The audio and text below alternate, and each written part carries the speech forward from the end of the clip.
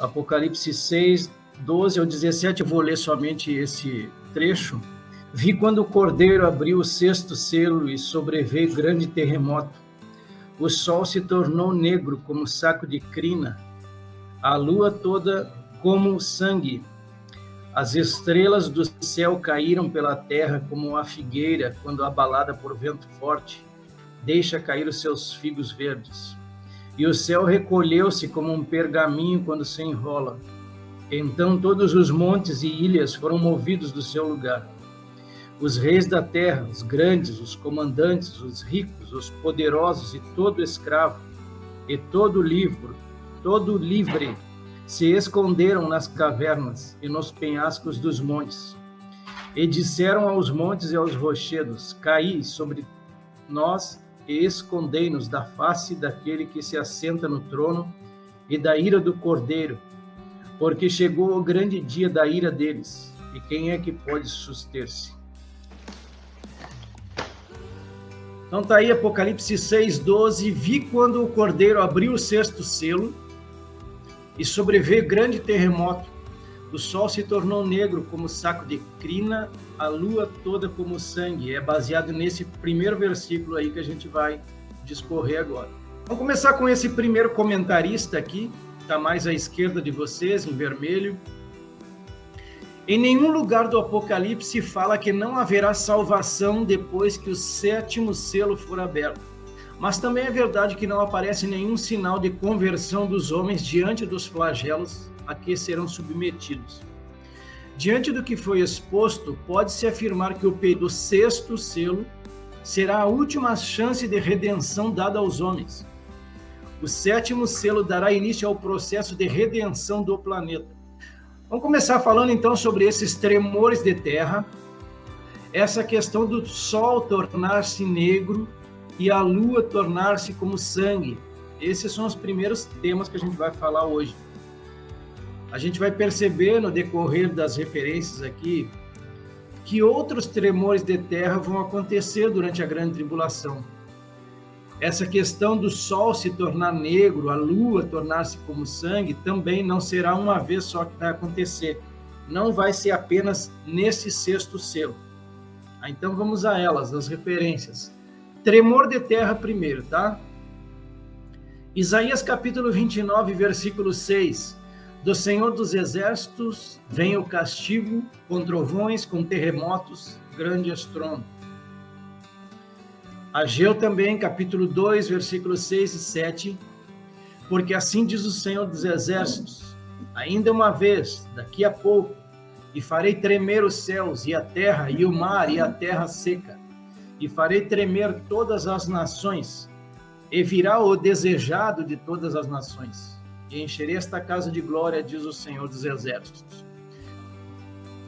Mateus 24, 7, lembrando que tudo isso aqui que a gente está vendo são sinais da vinda de Jesus. A gente ficou ali 2 sábados falando somente sobre eles.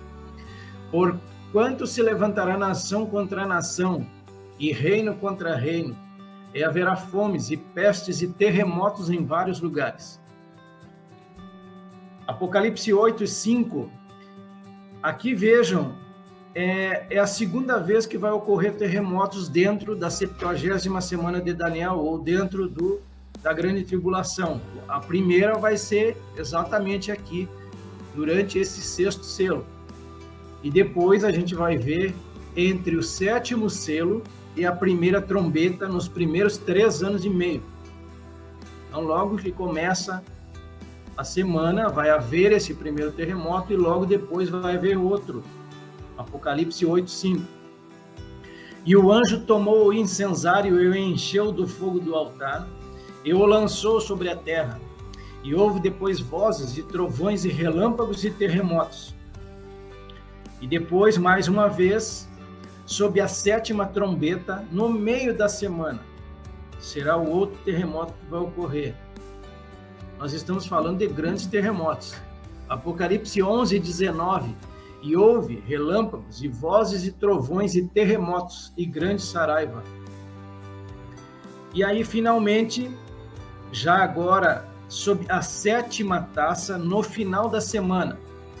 Isso aí já na vinda de Jesus. A gente vai colocar aqui, para gravar e para nossa observação, 3 passagens bíblicas que falam do mesmo assunto. Apocalipse 11:13, Apocalipse 16:18 e Zacarias 14:4. Apocalipse 11:13, e naquela mesma hora houve um grande terremoto e caiu a 10ª parte da cidade. E no terremoto foram mortos 7.000 homens. Então aqui sobre a 7ª taça, no final da grande tribulação já. Na mesma situação, Apocalipse 16:18, e houve vozes e trovões e relâmpagos, e um grande terremoto, como nunca tinha havido desde que há homens sobre a terra. Tal foi este tão grande terremoto. Zacarias 14:4, aqui também mesma situação. E naquele dia estarão os seus pés sobre o Monte das Oliveiras, que está defronte de Jerusalém para o oriente, e o Monte das Oliveiras será fendido pelo meio, para o oriente e para o ocidente, e haverá um vale muito grande, e metade do monte se apartará para o norte e a outra metade dele para o sul. Aqui ele está se referindo a Jesus. Na vinda dele, ele vai tocar em terra ali em Jerusalém, naquele mesmo local onde a gente comentou alguns dias atrás, no Monte das Oliveiras. Sol e lua atingidos, é o tema que a gente está verificando então. Aqui na esquerda da tela de vocês, esse primeiro comentarista, ele vai dizer o seguinte: o sol tornou-se negro, provavelmente causado pelo pó que estava no ar devido ao terremoto. A lua tornou-se como sangue. A respeito disso, não quer dizer que a lua de fato converteu-se em sangue, mas que tornou-se como sangue. Novamente, provavelmente está se referindo às partículas de pó que estavam no ar. Aí esse outro comentarista, mais abaixo aqui na esquerda, a respeito desse terremoto, primeiramente, faz parte da alteração física da Terra antes da transformação da criação. Toda a descrição deste 6º selo lembra a profecia de Jesus sobre os acontecimentos cósmicos que anteciparão sua volta. Isso a gente comentou agora há pouco. Sol e lua atingidos, então. Primeira referência bíblica, isso ocorrerá aqui, nesse texto de Apocalipse 6, que fala do 6º selo, e também outra ali durante a 4ª trombeta, Apocalipse 8:12.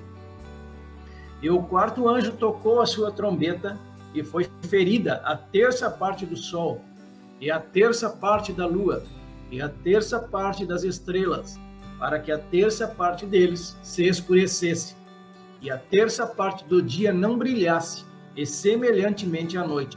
Agora, durante a 5ª trombeta, e abriu o poço do abismo, e subiu fumaça do poço, como a fumaça de uma grande fornalha, e com a fumaça do poço escureceu-se o sol e o ar. Uma outra situação mais à frente, também Apocalipse 16:10, durante a 5ª taça, no final da semana agora, já no finalzinho da grande tribulação, e o 5º anjo derramou a sua taça sobre o trono da besta, e o seu reino se fez tenebroso. Uma outra situação também. Mateus 24:29, logo após a futura tribulação, no 2º advento, ou seja, na vinda de Jesus, e aqui a gente vai ver todos esses mesmos eventos logo na sequência. E logo depois da aflição daqueles dias, o sol escurecerá e a lua não dará a sua luz, e as estrelas cairão do céu e as potências dos céus serão abaladas. Isaías 13, 9 e 10 vai falar exatamente a mesma situação. Eis que vem o dia do Senhor, horrendo, com furor e ira ardente, para pôr a terra em assolação e dela destruir os pecadores, porque as estrelas dos céus e as suas constelações não darão a sua luz, o sol se escurecerá ao nascer, e a lua não resplandecerá com a sua luz. Ezequiel capítulo 32, versículos 7 e 8. E apagando-te eu, cobrirei os céus e enegrecerei as suas estrelas. Ao sol encobrirei com uma nuvem, e a lua não fará resplandecer a sua luz. Todas as brilhantes luzes do céu enegrecerei sobre ti e trarei trevas sobre a tua terra, diz o Senhor Deus. Joel 2, 30, 31. Mostrarei prodígios no céu e na terra, sangue, fogo e colunas de fumaça. O sol se transformará em trevas e a lua em sangue, antes que venha o grande e terrível dia do Senhor. Agora no capítulo 3 de Joel também, 14 ao 16. Multidões no vale da decisão, porque o dia do Senhor está perto, no vale da decisão. O sol e a lua se escurecem e as estrelas deixam de brilhar. O Senhor rugirá de Sião e de Jerusalém fará ouvir a sua voz. Os céus e a terra tremerão, mas o Senhor será o refúgio do seu povo e a fortaleza dos filhos de Israel. Diante deles, a terra treme e os céus se abalam. O sol e a lua se escurecem e as estrelas deixam de brilhar. Então aqui, nitidamente, são sinais dos céus, conforme o próprio Senhor Jesus havia falado, que iria acontecer. Amós 8:9, e sucederá que naquele dia, diz o Senhor Deus, farei que o sol se ponha ao meio-dia e a terra se entenebreça no dia claro. Eu coloquei essa pergunta no final aqui, a remissão da natureza seria o início disso? Então eu deixo para a gente pensar aquilo que está em Romanos 8, 19 e 20, ele falando que toda a natureza, inclusive, ela foi atingida, né, pelo próprio pecado ali, e ela precisa ser restaurada. Então aqui, por isso que eu coloquei a remissão da natureza, né? Eu vou começar aqui no versículo 21, tá? Já no finalzinho, deixo aqui como referência para vocês lerem depois. Na esperança de que também a mesma criatura será libertada da servidão da corrupção, para a liberdade da glória dos filhos de Deus, porque sabemos que toda a criação geme e está juntamente com dores de parto até agora.